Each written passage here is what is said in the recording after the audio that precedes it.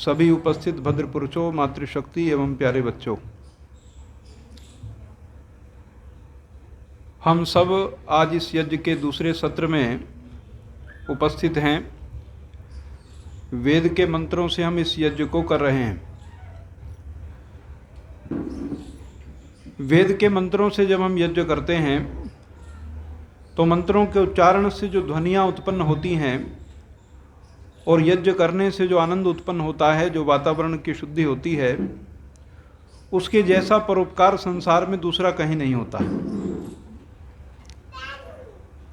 तीनों चारों वेदों में एक ही प्रश्न बार बार पूछा गया, पृच्छामि यत्र भुवनस्य नाभि। मैं पूछता हूँ कि संसार की नाभि कहाँ है, संसार का केंद्र कहाँ है। चारों वेदों में इसका एक ही उत्तर है कि अयम यज्ञो वै भुवनस्य नाभि, ये यज्ञ ही संसार का केंद्र है। और यज्ञ की प्रशंसा पूरी भारतीय संस्कृति में इतनी ज़्यादा की गई है कि आप उसका अनुमान नहीं लगा पाएंगे। यदि चारों वेदों में सबसे ज़्यादा शब्द कोई आया है तो सबसे ज़्यादा शब्द का प्रयोग हुआ है अग्नि। सबसे ज़्यादा किस शब्द का प्रयोग हुआ है? सबसे ज़्यादा अग्नि, दूसरे नंबर पे इंद्र, दूसरे नंबर पे कौन सा शब्द है? तीसरे नंबर पे सोम। सोम शब्द का बहुत बार बार वर्णन आया है। तो सर्वाधिक जो शब्द इस्तेमाल हुआ है वो क्या है? अग्नि। और ऋग्वेद का प्रथम मंत्र जो है उसका प्रथम शब्द क्या है? अग्निमीळे पुरोहितम। मैं अग्नि की स्तुति करता हूँ। अग्नि माने ईश्वर। संसार में भी अग्नि है और परमात्मा भी एक अग्नि है जो संसार को बढ़ा रहा है, आगे ले चल रहा है। अग्नि शब्द सबसे ज़्यादा है। और अग्नि का प्रयोग कहाँ सबसे ज़्यादा है? सबसे ज़्यादा सम्मानित अग्नि कहाँ है? यज्ञ की अग्नि को सबसे ज़्यादा सम्मान प्राप्त है। और यज्ञाग्नि को जो सम्मान प्राप्त है वो उसका कारण है देने की भावना। आप जो कुछ अग्नि को देते हो ये कुछ भी अपने पास नहीं रखता है, उसका कई गुना करके आपको वापिस करता है। और संसार के देवों में ये प्रथम देव है। यदि आप देवों को कुछ देना चाहते हैं तो किस देव को देंगे आप जिससे आपकी वस्तु चली जाए? अग्नि को दोगे आप। अग्नि में डाला गया पदार्थ जो है वो संसार में बहुत गुना होकर वायुमंडल में फैल के असंख्य उपकार संसार का करता है। इसी यज्ञ से राम के जब दशरथ के यहाँ संतान नहीं होती तो यज्ञ किया, विशेष औषधियों से यज्ञ किया, विशेष औषधियाँ दी गई तो उनके संतान हुई। यही यज्ञ कृष्ण करते रहे। और अपनी गीता में यज्ञ के बारे में भगवान कृष्ण ने, या मैं कहूँ कि महर्षि वेद व्यास ने बड़ी अच्छी अच्छी बातें कही हैं। यज्ञ शिष्टाशिना संतो मुच्यन्ते सर्व किल विषयी भुंजते ते अघम पापात ये पचन्ते आत्म कारणात्। जो आत्म कारणात् अर्थात केवल अपने लिए पकाते हैं वो पाप पकाते हैं, और जो संसार के लिए पकाते हैं वो मानव पुण्य पका रहे हैं। यज्ञ शिष्टाशिना संतो मुच्यन्ते सर्व किल विषयी। सब दोषों से वो व्यक्ति मुक्त हो जाता है। कौन? जो यज्ञ शेष खाता है। क्या करता है? जो यज्ञ शेष खाता है। यज्ञ शेष का मतलब समझते हो? यज्ञ शेष का मतलब यज्ञ तो है ही है। यज्ञ शेष का मतलब है, मेरी माँ जब चूल्हा जलाती थी तो उसमें सर्वप्रथम जो रोटी है वो उतार के चिमटे से अग्नि में रख देती थी। तो ये क्या है? ये यज्ञ शेष है। कोई मीठा बना है, हलवा आदि, कोई खीर आदि, तो हम अपने घरों में ये बात देखा करते थे कि वो बनते बनते बनते जब बनने को आई तो एक कड़छी में से थोड़ी सी लेके पहले अग्नि को डाल दी नीचे, और अग्नि को चूल्हे में डाल दी गई तो वहाँ से वो फिर सब घर वालों ने खाई। तो इसके पीछे क्या लॉजिक है? इसके पीछे भावना है कि यहाँ सबसे पहले कौन है। जो इंग्लिश में आप यूज़ करते हैं, सबसे पहला जो करता है सबसे पहला कौन है अंग्रेजी में? आई, माई, मी। सबसे पहला कौन है? You, your, yourself. सबसे पहले अंग्रेजी में क्या है? आई, माई, मी। मैं, माई मैंने मेरा, और मी अपने से शुरू करते हैं। और संस्कृत में सबसे पहले पता किससे शुरू करते हैं? सा तऊ ते। सबसे पहले किससे होता है? सा तऊ ते। सा मैंने वो, तऊ मैंने वो दोनों, और ते मैंने वो सब। फिर दूसरे में क्या है? सा तऊ ते त्वम युवाम यूयम, अभी भी मैं नहीं आया, तुम दोनों और तुम सब। फिर सबसे तीसरे नंबर पे आया अहम आवाम वयम, आपकी भाषा की विशेषता है। ये कहती है कि पहले तुम नहीं हो, पहले वो लोग हैं जो इस संसार को चलाते हैं, पहले कोई और है, मैं पहले नहीं हूँ। ये याद रखना, इस भारतीय संस्कृति ने कुछ भी ना दिया हो तो यदि ये बात भी आप पकड़ लो जीवन में कि पहला स्थान मेरा नहीं है, पहला स्थान तुम्हारा है, तो सब समस्याएं 1 मिनट में ख़त्म हो जाती हैं। पहले मैं नहीं हूँ, अंग्रेजी कहती है कि पहले मैं हूँ, और संस्कृत कहती है कि पहले तुम हो। तो यहाँ जो यज्ञ में आहुति दी गई, इसका केंद्रीय भाव क्या है? जब मेरी माँ जो बहुत पढ़ी लिखी नहीं है, जब वो एक कड़छी खीर की उठा के और उसमें से थोड़ी सी अग्नि में डाल देती है, इसका अभिप्राय क्या है? पहले मैं नहीं हूँ। फिर उसमें से पहली रोटी कुत्ता गाय के लिए रख देगी और उसके बाद फिर हमारे लिए भोजन बनेगा। याद रखिए, जिस संस्कृति में अपने बच्चों से ज़्यादा पशुओं का ध्यान रखा जाता है, अपने परिवार से पहले किसका ध्यान रखा जाता है? पशु, पक्षी, कौवा। वो संस्कृति कैसे महान नहीं होगी, मुझे बताओ, कैसे महान नहीं होगी? अब महान इसलिए नहीं है कि आप उनके मुंह की तरफ देख के चलते हो जिनका कोई हिसाब ही नहीं है दुनिया में। अब मैं कई घरों में जाता हूँ, मुझे बड़ा आश्चर्य, विषाद, दुख, जो भी कहो सब होता है एक झटके में। जब मैं बच्चों से संकल्प करवाता हूँ तो बच्चों को संकल्प तक बोलने नहीं आते हैं। और मुझे कई बार मन करता है, मैं पूछना चाहता हूँ कि तुम इंग्लैंड से हो क्या? तुम तो ऐसी नस्ल हो गए, ना तुम भारतीय रहे और ना तुम अंग्रेज हुए। अंग्रेज तो हो नहीं सकते, भारतीय भी नहीं रहे। भाषा सीखना कोई बुरी बात नहीं होती, भाषा सीखना कोई बुरी बात नहीं है, परंतु एक बात और भी ध्यान रखना, यदि किसी देश की संस्कृति को जानना हो तो वो संस्कृति होती कहाँ है? साहित्य में ही होती है। जब आप अंग्रेजी पढ़ते हो ना, तो आप ये मत सोचना कि मैं अंग्रेजियत नहीं, अंग्रेजी के अंदर ही अंग्रेजियत है। हर भाषा की विशेषता, वो भाषा कहाँ से आई है, उस देश के लोगों का रहन सहन कैसा है। आपने ना, एक अंग्रेजी में मुहावरा है, मुझे अंग्रेजी में तो नहीं आता, उसका हिंदी में अनुवाद करते हैं, एक तीर से 2 निशाने। क्या कहते हैं? एक तीर से। तो इस मुहावरे का मतलब क्या है? काम एक करूं और सिद्ध 2 हो जाएं। लेकिन इसमें हिंसा है।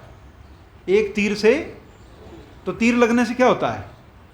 वो अंग्रेजी में जो मुहावरा है ना, 1 एरो किल्स, वो नहीं, स्वान है उसमें, 2 स्वान किल्स बाय 1 एरो, ऐसा कुछ एक पर्टिकुलर एक लोको इंग्लिश में है। तो उसके अंदर क्या आया कि एक तीर से 2 हंस मार दिए तो लाभ हो गया। लेकिन इसमें क्या आया? मूल भावना क्या है? हिंसा। आपकी संस्कृत में है कि मेरे पिता को, मुझे पेड़ को पानी देना था और मेरे पिता को नहाना था, तो मैंने पेड़ की जड़ के नीचे अपने पिताजी को बैठाया और नहला दिया। पिताजी भी नहा लिए और पेड़ को, ये संस्कृत में है। वो मुझे संस्कृत का भी याद नहीं, अंग्रेजी का भी याद नहीं।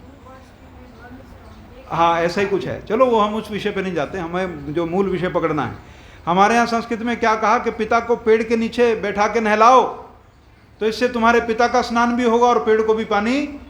एक उदाहरण तो ये है, और एक उदाहरण है एक तीर से 2 निशाने। तो किसमें संस्कृति ज़्यादा अच्छी झलकती है? बात यहाँ भाषा की नहीं हो रही। अपने पिता की सेवा तो अंग्रेज को भी यदि कहेंगे करो तो वह भी राजी होगा। अपनी माँ की इज्जत करने को तो दुनिया में कोई मना नहीं करेगा। अपने गुरुओं का आदर करने को दुनिया में कोई मना नहीं करेगा। यदि आप बहुत बेसिक बात करेंगे तो मुसलमान भी आपसे डिसएग्री नहीं हो सकता है। एक ईसाई को यदि आप ये कहोगे कि अपनी माँ की इज्जत किया करो, तो इस पर एग्री होगा, वो इस पर सहमत होगा। अपने पिता की इज्जत करो, अपने गुरु की इज्जत करो, अपने आचार्य की इज्जत करो, जो भी तुमसे बड़े उनका सम्मान करो, इस पर दुनिया में सब सहमत हैं।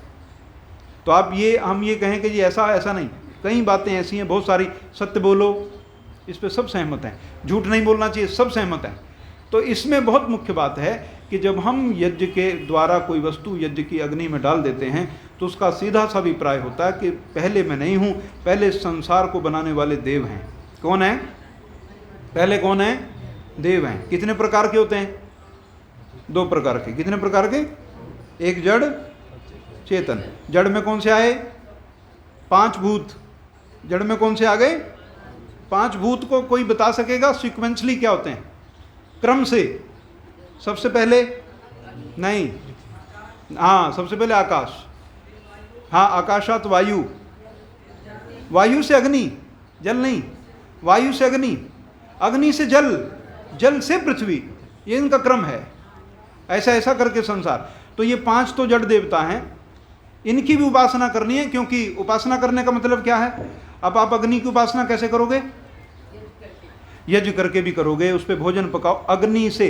महर्षि दयानंद लिखते हैं कि ईश्वर से लेके और पृथ्वी से लेके ईश्वर पर्यंत जितने पदार्थ हैं उन सब से उपकार लेना। क्या करना? उनसे फायदा लेना। अब जितने भी पदार्थ हैं उनसे यदि आप फायदा आप ले लेते हैं तो आप यज्ञ कर रहे हैं। आप ट्यूबलाइट से जो काम जो इसकी रोशनी में करना चाहिए वो कर लीजिए, आप इससे लाभ ले रहे हैं। सूर्य की रोशनी में बहुत सारे गलत काम भी होते हैं ना, इसमें सूर्य की गलती नहीं है। गलती किसकी है? मनुष्य की गलती है। तो सूर्य की नहीं। कोई चक्कू है, उससे आप सब्जी भी काट सकते हैं, आप किसी की जेब भी कट सकती है, किसी का गला भी कट सकता है, इसमें चक्कू का कोई दोष। हमारी संस्कृति यदि पूरी तरह से किसी एक बात पर ध्यान देती है तो केवल एक बात है बस, कि इस मनुष्य के ऊपर काम करो। यदि ये मनुष्य रहा तो सारी सृष्टि आनंदित हो जाएगी, ये सारी सृष्टि सुख से भर जाएगी। यदि मनुष्य रहा और यदि मनुष्य नहीं रहा तो तुम इसे कितनी भी सुविधाओं से घेर देना, ये संसार कभी सुखी नहीं हो पाएगा। इस मनुष्य के लिए बिजली की तारें बिछाई गई, एक देश से एक राज्य से दूसरे राज्य को बिजली पहुंचाई गई। इस मनुष्य के लिए सड़कें बनाई गई, इस मनुष्य के लिए यातायात के साधन विकसित किए गए, इस मनुष्य के लिए दूर संचार के साधन विकसित किए गए, इस मनुष्य के पहनने के लिए एक से एक वस्त्रों का निर्माण किया गया, इस मनुष्य की सुविधा को ध्यान रखते हुए एक से एक यंत्रों का निर्माण किया गया। परंतु इतना करने पर भी क्योंकि हमारा ध्यान सारा ही वस्तुओं पर चला गया, मनुष्य पर से हमारा ध्यान हट गया, और मनुष्य पर से ध्यान हटने के कारण वस्तुएं तो बढ़ गई पर मनुष्य गायब हो गया। वस्तु महत्वपूर्ण नहीं है, महत्वपूर्ण कौन है? जिसके लिए वो वस्तु है, वो महत्वपूर्ण है।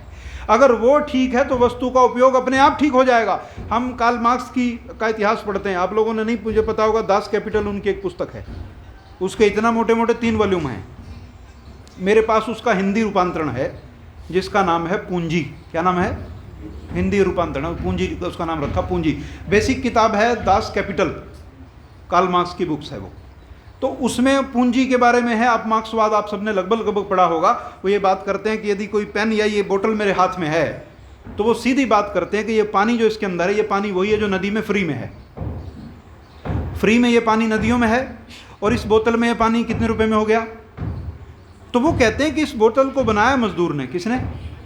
इस बोतल में मूल्य पैदा किसने किया? मजदूर ने। तो इसका लाभ ज़्यादा किसको मिलना चाहिए? परंतु ये प्रश्न है भाई, मजदूर किसके लिए काम करता है? फैक्ट्री तो मजदूर की नहीं है। देखो बड़ी चतुराई से उन्होंने पूंजी को व्याख्या की कि भी पैसा है, पूंजी हुई और पूंजी पैदा की, वस्तुओं में मूल्य पैदा किया मजदूर ने, इसलिए मजदूर को कभी भी अपमानित या उसको कम मूल्य नहीं देना चाहिए। बिल्कुल ठीक बात है, इसमें कोई दो राय नहीं। परंतु पूंजी अपने आप में कुछ नहीं है, पूंजी अपने आप में कुछ भी नहीं है। यदि मनुष्य की भावना ठीक है तो उसमें पूंजी का कोई कारण बीच में नहीं रहता। एक अटैची पैसे भर पड़े आपके पास, एक अटैची पैसे पड़े हुए, यदि आपके मन में कोई लोभ लालच है ही नहीं तो फिर उससे क्या हानि है आपको? क्यों भाई, क्या हानि है? कोई हानि नहीं। और जो लालची व्यक्ति है वो हानि करेगा। लालच हानि करता है, पैसा हानि नहीं करता। और वहां पैसे की व्याख्या कर दी, लालच को छोड़ दिया गया, जबकि मूल समस्या कहां है? मूल समस्या लालच है, पैसा नहीं। पैसा तो वेद मंत्र बहुत जोर जोर से कहते हैं कि खूब पैसा कमाओ, कोई मना नहीं करता है। ऐसा लिखा है कि खूब सारा धन होना चाहिए। वयम शाम पत्यो रविणाम तो रोज ही बोलते हो, अग्ने न सुपथार आये ऐसा भी रोज बोलते हो आप। तो ऐसा भी बहुत बात है। तो पैसे की कोई बात नहीं, पैसा तो कहा गया, पैसा कमाओ, लालची मत बनो। क्या मत बनो? पैसा आपके बैंक में होना चाहिए, दिमाग में नहीं। आपकी ज़मीन वहीं होनी चाहिए जहाँ है, वो आपके दिमाग में नहीं होनी चाहिए। जब आपके 50 किल्ले आपके दिमाग में घुस जाते हैं ना, समस्या तब पैदा होती है। और कितनी बड़ी बेवकूफ़ी है, ये 50 किल्ले क्या तेरे बारी में आए हैं? ये 50 किल्ले जब से सृष्टि है ना तब से हैं। क्यों भाई? जितनी भूमि नाप सकते हो, ये भूमि कब से है? बोलो कब से है? अरे ये भूमि तब से है जब से पृथ्वी बनी थी। दिमाग तुम्हारा खराब है जो तुमने 50 का अपना आंकड़ा अपने दिमाग में रख लिया और तुम भिड़ते फिरते हो, और फिर कहता है कि 1-2 किल्ले बिक जाएंगे पर तुझे सबक सिखा दूंगा। आम जो लोग हैं ना, वो क्या बात का प्रयोग करते हैं कि मेरे तो 2 किल्ले बिक जाएंगे पर तेरे को सबक सिखा दूंगा। देखो कैसी बेवकूफ़ियाँ हो रही हैं। तो आदमी दोषी है। आदमी की विचारधारा दोषी है, न भूमि दोषी है, न पद दोषी है, न धन का दोष है, किसी चीज का दोष नहीं। किसका दोष है? विचारधारा का। कहां से आएगी? कहां से आएगी? जब आप अच्छा पढ़ोगे नहीं, जब आप अच्छी बातों पर मनन चिंतन नहीं करोगे, जब आप अच्छे लोगों को सुनोगे नहीं, अच्छी पुस्तकें पढ़ोगे नहीं, तो क्या होगा? जिस खेत में आप खेती नहीं करते वहां क्या पैदा होता है? कांग्रेस घास कहते हैं उसको, उसका बीज ही नहीं कोई, एक खेत में सारे में फैल जाती है वो। उसका नाम क्या रखा हुआ है? 2 नाम है उसके, एक तो मुल्ला घास कहते हैं उसको और एक कांग्रेस घास कहते हैं। किसी किसी क्षेत्र में उसे मुल्ला घास कहते हैं। जैसे मुल्ले नहीं फैल जाते, एक मोहल्ले में एक आके बसेगा, 50 साल में सारा मोहल्ला उनका हो जाएगा। ऐसी बीमारी है ये दुनिया में। और दूसरा उसको कांग्रेस घास कहते हैं कि भी इसको काटो, भाई खत्म करो फटाफट। तो जिस खेत में आप खेती नहीं करोगे वहां क्या होगा? वहां कुछ का कुछ उगेगा। आपकी जिम्मेवारी है अपने बच्चों में संस्कार डालना, आपकी जिम्मेवारी है, स्कूल वालों की नहीं। सारा कुछ स्कूल वालों पे छोड़ दोगे तो कैसे चलेगा? तो इस भावना को समझिए आप, पहले मैं नहीं हूं, पहले दूसरा है। जब आप यज्ञ में कुछ डाल देते हो तो किसी दूसरे से आप अपना जीवन शुरुआत करते हो।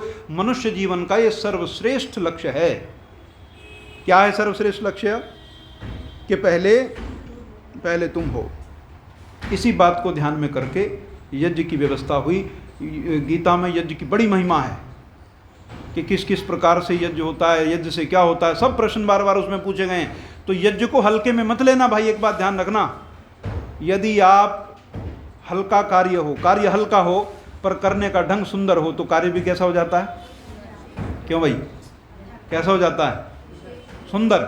कार्य अच्छा हो और करने का ढंग हल्का हो तो कैसा हो जाता है? कार्य हल्का हो जाता है। याद रखिए, ये यज्ञ पौराणिक लोग नहीं करते। इस दुनिया में यदि कोई एक प्रजाति यज्ञ करती है ना, वो कौन करता है? सिर्फ आर्य समाजी करते हैं। और याद रखिए, यदि यज्ञ को कोई जानता नहीं है तो कसूर जब हम ही का ये चीज़ है ना, और ये लोग इसको जानते नहीं हैं, तो गलती किसकी है? समझना इस बात को। वो जब कोई व्यक्ति बाहर का के यहाँ देखता है ना आपको बैठे यज्ञ करते हुए, और आप किस ढंग से कर रहे हो, जब इस प्रकार को व्यक्ति देखता है, आपकी विचारधारा को देखता है, आपके कार्य क्रियाकलापों को देखता है, तो वो फट समझ जाता है कि इस चीज़ से इन्होंने क्या सीखा है। उसी समय दूसरे की तो बहुत दूर की बात छोड़ दो, आप बहुत दूर तो जाएंगे नहीं। इसीलिए मुझे टारगेट भी किया जाता है कि मैं कोई बात ही ऐसी कह देता हूँ उससे पीड़ा हो जाती है। भाई बहू आर्य समाज नहीं आती, बस सास ही आती है, बहू नहीं आती। तो एक आध कोई दो हैं बस, और है नहीं कोई। आपकी भी इसलिए आती है कि आप अपनी लाइन पे चलते हो ठीक ठाक, वरना तो हमने अपने यहीं के ऐसे बहुएं देखी हैं जो राधा कृष्ण के सत्संगों में नाचती रहती हैं और लाइव चलाती हैं उसको, अपने यहीं के लोग हैं। तो आप देखो, जब आप समझेंगे नहीं, जब आप चीज़ को दूसरी नेक्स्ट जनरेशन में देंगे नहीं, तो फिर यही होगा। जब आप किसी भूमि पर खेती नहीं करेंगे तो क्या होगा? तो जो मनाएगा उसको करेगा। तो इस बात को आप जीवन में हमेशा याद रखिए। यज्ञ से प्यार करिए और यज्ञ को ऐसे करिए जैसे कोई शानदार काम कर रहे हैं। और है भी, मेरे कहने से नहीं है, सब वेद, सारी गीता है, सारा महाभारत पढ़ लो आप, रामायण पढ़ लो, उपनिषदें पढ़ लो आप, दर्शन पढ़ लो, उसके अलावा आप पुराण पढ़ लो आप, उनमें यज्ञ की इतनी महिमा है मैं आपको बता नहीं सकता। इतनी महिमा यज्ञ की है। तो जो जिस काम की इतनी महिमा हो उस काम को कैसे करना चाहिए? उस काम को बहुत अच्छे से करना चाहिए। आपको पता है, याज्ञवल्क्य से किसी ने प्रश्न पूछा, महर्षि याज्ञवल्क्य से, आपने कल्पतरु पेड़ के बारे में सुना है? क्यों भाई? एक कल्पतरु होता है, कल्प वृक्ष, उस वृक्ष की क्या विशेषता है? उसके नीचे खड़े होकर जो मांगो। एक व्यक्ति उस पेड़ के नीचे चला गया और उस पेड़ के नीचे जाके बोला, ओहो काश यहाँ बहुत सी सुंदर स्त्रियां होती। अब जैसे उसने कहा उपस्थित, फिर उसने चाहो कहीं मेरी पत्नी को ना पता चल जाए, वो तुरंत वो भी आ गई। तो जो उसके नीचे खड़े होके जो सोचोगे वो हो जाएगा। पर आप सोचते हो क्या कोई ऐसा वृक्ष होता है? क्यों भी कोई ऐसा वृक्ष होता है? ऐसा महर्षि याज्ञवल्क्य से पूछा कि कल्पतरु बताओ कहाँ है। महर्षि याज्ञवल्क्य ने शतपथ ब्राह्मण में कहा, यज्ञो वै कल्पतरु। क्या कहा? यज्ञो वै कल्पतरु। अरे इससे ज्यादा कौन खोल के कह देगा अब आपको? इससे ज्यादा क्या बात हो जाएगी? जब उन्होंने कहा यही वो स्थान है जहां बैठकर तुम्हारी सारी कामनाओं की पूर्ति हो सकती है, इससे बड़ी बात क्या हो सकती है हम उनके बारे में? तो क्यों ना हम पूरे समर्पण से, पूरे भाव से, पूरी श्रद्धा से करें? क्यों ना करें? बताइए आप। आप अपने निजी जीवन में क्या है मुझे इसे फर्क नहीं, पर मैं समझता हूँ जब आप यहाँ हो तो फिर आप यहाँ के शानदार होने चाहिए। आपके कपड़े थोड़े हल्के हों कोई बात नहीं, पर आपका व्यवहार वो होना चाहिए जिसको कहते हो आप, अनुकरणीय तो है ही है, वो एक और भी लग्जूरियस बिहेवियर होना चाहिए आपका। कपड़े से लग्जरी नहीं होती। लग्जरी किससे होती है? अगर कपड़े से लग्जरी हो तो सबसे महंगा कपड़ा जो इटली का सूट आता है वो गधे को पहना दो। हाँ क्यों भाई, इटालियन सूट बहुत मशहूर हैं। रजत शर्मा का शो आता है ना आज की बात, वो उसके बारे में मशहूर है। वो हर बार जो सूट वो इटली से उसका आता है, और एक एक सूट कहीं लाख का होता है, 10-12 लाख का एक पैंट शर्ट और एक कोट है। चलिए वो प्रश्न नहीं है। प्रश्न ये है कि यदि वो सूट गधे को पहना दें तो क्या गधे के व्यक्तित्व में सुधार होगा? तो फिर क्या फायदा उसका? क्यों? ये बेवकूफ़ों वाली बात है।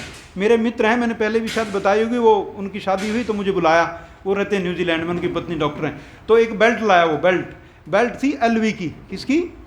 LV, लुई विटॉन, कोई कंपनी है लुई विटॉन।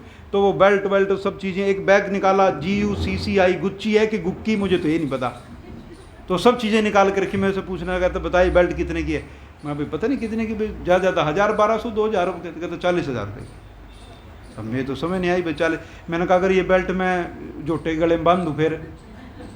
तो उन्हें उठा के चुपचाप रख ली। कह रहे तू ऐसा आदमी नहीं जिसे चीज़ें दिखाई जाएँ। फिर वो बैग है, बैग के अंदर पहले पर्ची डली हुई है कि इसके अंदर ऐसी चीज़ें नहीं रखनी जो तीखी हों। एज्ड जो चीज़ें होती हैं ना, एज वाली, शार्प एज आप उसमें कंटेन नहीं कर सकते। और वो बैग भी 35-40 हज़ार रुपये का है। तो मैंने कहा भाई बताओ इससे आपके जीवन पे क्या फर्क पड़ता है? क्या असर पड़ता है इससे हमारे जीवन पे? वस्तुओं से कोई असर नहीं पड़ता। असर आपके व्यवहार का है। आपने बेल्ट लगा ली, आपने कांच में बैग दे लिया 35,000 रुपये का, बोलने की तमीज़ नहीं, 15 लाख का सूट पहना हुआ, सब जीरो है। व्यवहार करना सीखो, अच्छी बातें करो, अपने व्यवहार पे काम करो। कपड़ों पे काम कुछ कम भी रह जाएगा ना तो व्यवहार पूरा कर देगा वो। यदि कपड़े थोड़े मैले भी हों तो आपके व्यवहार से वो चीज़ें कवर हो जाती हैं। तो इस बात का आप हमेशा ध्यान रखिए। यज्ञो वही कल्पतरु कहा। दूसरा प्रश्न फिर पूछा, कामधेनु गाय के बारे में भी सुना है? ये कौन सी गाय होती है? ये भी कौन सी गाय है? इस गाय से जो मांगो वो मिल जाता है।